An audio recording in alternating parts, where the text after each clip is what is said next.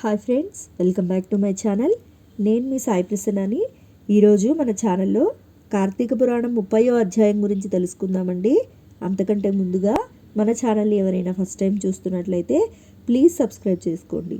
ఓం కార్తీక దామోదరాయ నమః. ఇది శ్రీ స్కాంద పురాణాంతర్గత కార్తీక మహత్యముందలి 30వ అధ్యాయ ప్రారంభ. కార్తీక వ్రత మహత్యం. మహామునులంతా సూత మహర్షి చెప్పిన పవిత్రమైన శ్రీమన్నారాయణుని మహత్యం విని కార్తీక వ్రత మహత్యం వినాలనే ఆసక్తితో, ఓ మహాత్మా, మేము కార్తీక వ్రత మహిమ వినగోరుచున్నాము. కలియుగంలో పాపపు ఆలోచనలు కలవారికి, రోగంతో ఉండిన వారికి కానీ, సంసార సముద్రంలో మునిగిన వారికి ఉత్తమగతి ఏది, అన్ని ధర్మములకెల్లా మోక్ష సాధనమైన ముఖ్య ధర్మం ఏది, ఎక్కువ ఫలాన్ని ఎవరు ఇస్తారు, ఏమి చేయడం వల్ల చెడు కోరికలు తొలగిపోతాయి, సులభంగా ఉత్తమగతి ఏ విధంగా లభించును చెప్పమని వేడుకుంటున్నామనిరి. వారి మాటలు విన్న సూత మహర్షి, ఓ మునులారా, మీరు చాలా మంచి విషయం అడిగారు. మాధవుని చరిత్ర చెప్పమంటున్నారు. మానవ శ్రేయస్సును కోరిన మీ ప్రశ్నలు దాప్తాలు. ఈ ప్రశ్నల వల్ల మీకు ఎంత కలుగుతుందో అంత ఫలితాన్ని మీరు పొందుతారు. సకల శాస్త్రాలు అధ్యయనం చేసిన ఓ ఋషులారా, వేదంలో చెప్పబడిన కార్తీక ఫలం వినండి.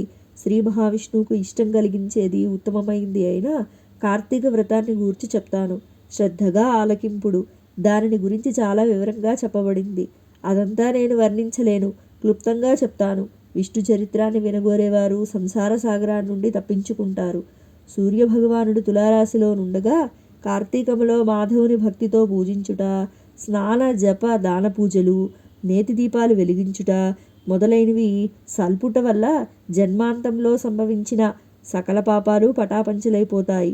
సూర్యుడు తులారాశిలో ప్రవేశించింది మొదలు నారాయణ భక్తి పరాయణుడై ఎవరు మాసమంతా కార్తీక వ్రతం చేస్తారో వారు జీవన్ముక్తుడు అనబడతాడు.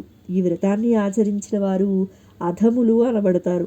కార్తీక మాసం ప్రారంభం కాగానే కావేరీ నదీ స్నానం చేసిన వారు దేవతలచే పొగడబడుతూ ఉండగా వైకుంఠాన్ని చేరుతారు.